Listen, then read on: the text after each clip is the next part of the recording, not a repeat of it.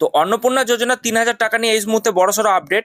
অর্থমন্ত্রী স্বপন দাশগুপ্ত গতকালকে বিধানসভার যে অধিবেশন সেখান থেকে একটি বড় ঘোষণা করেছেন এবং এই ঘোষণাকে কেন্দ্র করে এই মুহূর্তে একটি বড়সড় প্রশ্ন উঠে আসছে যে আদৌ টাকা 1 তারিখে সবার অ্যাকাউন্টে ঢুকবে কি ঢুকবে না। তো বিস্তারিত কি আপনি চলুন দেখে নিই।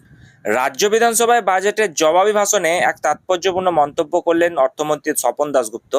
তিনি স্পষ্ট জানিয়ে দিলেন, নতুন অন্নপূর্ণা ভাণ্ডার প্রকল্প পূর্ববর্তী সরকারের লক্ষ্মীর ভাণ্ডারের মতো সার্বজনীন নয়, বরং এটি হবে সম্পূর্ণ নিউ বেসড এবং প্রয়োজন ভিত্তিক এবং নির্দিষ্ট উপভোক্তারাই এই প্রকল্পের সুবিধা পাবেন। তো বিধানসভায় বিরোধীদের বিভিন্ন প্রশ্ন এবং তার সমালোচনা জবাব দিতে গিয়ে অর্থমন্ত্রী এই মন্তব্য করেন। তিনি বলেন যে লক্ষ্মীর ভাণ্ডার প্রকল্পের মতো প্রত্যেকের জন্য এই নতুন প্রকল্প নয়। তো ইতিমধ্যে আপনারা জানেন বাজেটে যে 36,000 কোটি টাকা বরাদ্দ করা হয়েছে তাতে 3,000 টাকা করে দিলে কিন্তু শুধুমাত্র 1,20,00,000 উপভোক্তাই কিন্তু এই প্রকল্পের সুবিধা পাবে। অর্থাৎ সরাসরি যে 2,40,00,000 উপভোক্তা ছিল সেখান থেকে কিন্তু সেটা হাফ হয়ে যাচ্ছে।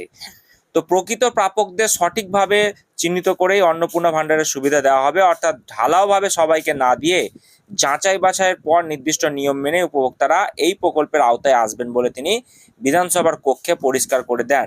নির্বাচনের আগে অন্নপূর্ণা ভাণ্ডার প্রকল্প নিয়ে যখন রাজনৈতিক মহল ব্যাপক প্রচার ও চর্চা চলছে, ঠিক সেই আবহেই অর্থমন্ত্রীর এই বক্তব্যকে অত্যন্ত তাৎপর্যপূর্ণ বলে মনে করছে রাজনৈতিক ও প্রশাসন ভিত্তিক এবং মহল। তো যাই হোক, কারণ এই মাধ্যমকে আমরা দেখছি সরকার বিধানসভার নথিভুক্ত আলোচনায় স্পষ্ট করে দিচ্ছে পুরাতন লক্ষ্মী ভাণ্ডারের মতো এটা সর্বজনীন কাঠামো নয়, বরং নির্দিষ্ট ও নির্বাচিত উপভোক্তাদের লক্ষ্য করেই কিন্তু অন্নপূর্ণা ভাণ্ডার প্রকল্প কার্যকর করতে চলেছে বর্তমান প্রশাসন। তো ইতিমধ্যেই আপনারা জানেন যে 1 তারিখ অর্থাৎ জুলাই মাসের 1 তারিখেই অ্যাকাউন্টে টাকা ঢুকে যাওয়ার কথা বাজেট থেকে ঘোষণা করা হয়েছিল। তারপরে কিন্তু আমরা দেখেছিলাম যে শুভেন্দু অধিকারী তিনি কিন্তু বলেছিলেন যে এই টাকা উপভোক্তাদের অ্যাকাউন্টে কিন্তু সরাসরি ঢুকে যাবে।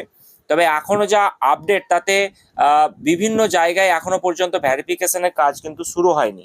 অর্থাৎ এ থেকে স্পষ্ট বোঝা যাচ্ছে যে যতক্ষণ না পর্যন্ত ভ্যালিডেশনের কাজ কমপ্লিট না হবে ততক্ষণ পর্যন্ত কিন্তু উপভোক্তারা এই টাকা পাবে না।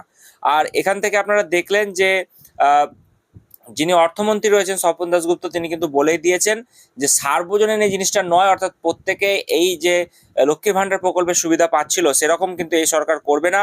তারা ঝাড়াই বাছাই করবে, তারা ভ্যারিফিকেশন করবে, সমস্ত কিছু দিক বিবেচনা করবে যে তিনি পাওয়ার যোগ্য কিনা, তারপরেই কিন্তু এই টাকা সরকার কিন্তু অ্যাকাউন্টে দেবে। অর্থাৎ ভ্যারিফিকেশন প্রসেস কমপ্লিট না হওয়া পর্যন্ত ফেজ বাই ফেজ টাকা দেওয়ার যে কাজ সেটা কিন্তু 1 তারিখ থেকে শুরু হবে বলেই মনে করা হচ্ছে। অর্থাৎ সমস্ত অ্যাকাউন্টে যে 1 তারিখ থেকে জুলাই মাসে টাকা ঢুকে যাবে সেটা কিন্তু নাও হতে পারে। তো সরকারের এই সিদ্ধান্তের ফলে কারা এই প্রকল্পের সুবিধা পাবেন আর কারা বাদ পড়বেন তা নিয়ে ইতিমধ্যেই কিন্তু রাজনৈতিক মহলে নতুন করে সমালোচনা শুরু হয়েছে। এখন আপনারা কমেন্ট করে জানান যে এই যে ব্যবস্থাপনা সেটা আদৌ কতটা নির্ভরযোগ্য এবং আপনাদের কি মতামত সেটা কমেন্ট সেকশনে জানাতে ভুলবেন না। তো চলুন দেখা হচ্ছে পরবর্তী আরো একটি গুরুত্বপূর্ণ ভিডিও।